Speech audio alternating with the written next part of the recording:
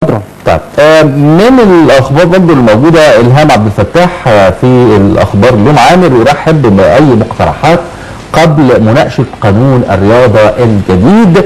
السيد محمد فرج عامر رئيس لجنه الشباب والرياضه بمجلس النواب ورئيس نادي سموحه بيقول انه اي مقترحات مفيده للنشاط الرياضي ولقانون الرياضه يا ريت الناس تتقدم بيها سواء متخصصين او مهتمين بهذا الامر، لانه كمان فكره عوده الجماهير ومناقشه الاشتراطات الامنيه وقانون الرياضه ده كله يعني مهتم بيه.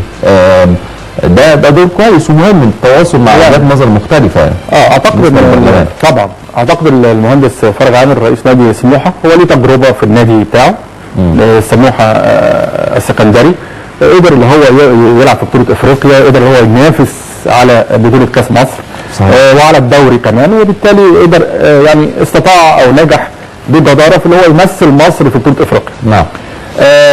اتصور ان المهندس فرج عامر ليه فكر ممكن يكون بالشكل دون، واذا كان طبقه او هيطبقه على ارض الواقع اعتقد ان هو فكر يعني او اتجاه محمود، ويعني ممكن ان هو يساعد في اكتشاف او عمل عايز اقول نشاط او فكره جديده للكره المصريه والرياضه المصريه بصفه عامه.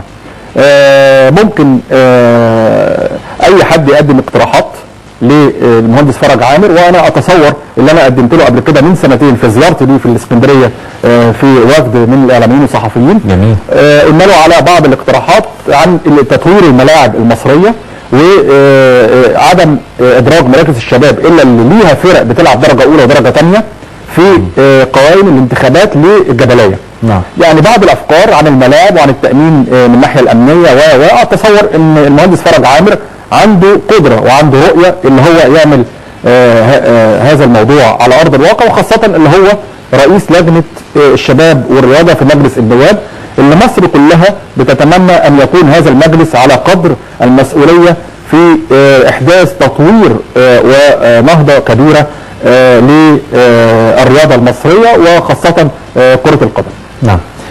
مباريات الدوري هتكون بدءا من يوم الاحد في الاسبوع ال26 هيكون لقاءات الداخليه ومصر المقاصه الساعه 4 الا ربع يوم الاحد ان شاء الله.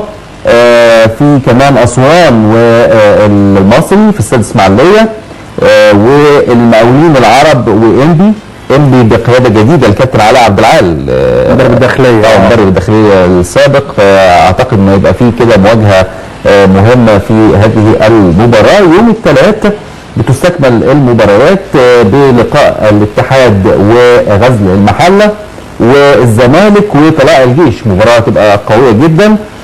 يوم الاربع مباريات وادي دجله وسموحه الاسماعيلي وبتروجيت الانتاج الحربي واتحاد الشرطه وحرس الحدود مع الاهلي.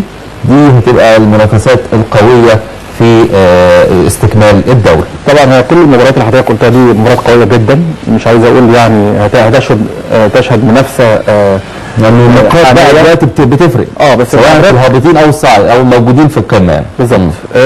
يعني بلس على كلام حضرتك انا عندي ثلاث فرق تقريبا بينافسوا بجداره على الهبوط. حرس الحدود والداخليه والشرطه وغزل المحله. وغزل المحله الثلاثه تقريبا خلاص يعني تقريبا خلصوا والمحله والحرس خلصوا يعني تقريبا خلصوا. واعتقد المحله والداخليه وحرس الحدود هم دول اقرب الفرق للهبوط للدرجه الاولى او الدرجه الاولى دي يعني زي ما بنسميها. نعم. وخاصه كمان عايزين نهني بقى، ما تنسيناش يعني اوعى تنسينا ضربه الجزاء بقى يعني كابتن مجدي، يعني ما تنسيناش ان احنا نهني النصر للتعدين بالصعود فريق بلدي الشرقيه. طبعا اللي انا بعتز اللي انا يعني انا حتى لو مواليد القاهره بس انا اصلي بالزقازيق اعتز بيهم وبقول لهم الف مبروك. وطبعا فريق طنطا صحيح. يعني فاعتقد الثلاث فرق على فكره هيطلعوا في فرقتين هيقعدوا يعني هيوصلوا مش هيهبطوا. نعم. من الاخبار برضه اللي معانا الاهلي يحلم بعوده تريزيجيه ويراقب نصف دسته اللاعبين بعد حسم صفقه دونجا المقاصه وصفقات اللاعبين داخل الانديه المصريه قبل نهايه هذا الموسم، وده اللي بيعمل حاله من القلق والجدل بين الانديه وبعضها منها صفقات النادي الاهلي. في مشكله في النادي الاهلي، يمكن بانت بوضوح مع عماد متعب، التسخين والحركه اللي حضرتك الكلام بتاع الشرقيه صحيح انه بيتفاوضوا مع عماد متعب وعصام الحضري ان هم يبقوا موجودين في فريق الشرقيه الموسم الجاي. والله في كلام طبعا كتير على كده، وخاصه ان انا مش عايز اقول ان انا يعني في بعمل انا محاولات لتدعيم نادي الشرقيه انا شخصيا فريق بلدي، واكيد كل واحد بينتمي لبلده، وطنه الصغير او بلده الصغيره. بس انا في حاجه معلومه اعرفها جيدا مثلا عن انديه المحافظات وانديه القسم الثاني منها نادي الشرقيه، انه كان بيشتكي من ضعف الموارد الماليه. طيب وبالتالي اذا كان هتجيب صفقات كبيره زي دي حسب ما يشاع، يعني الله اعلم دي حقيقه ولا لا، يعني فهي صفقات تحتاج الى ارقام من اصفار كثيره يعني. تمام.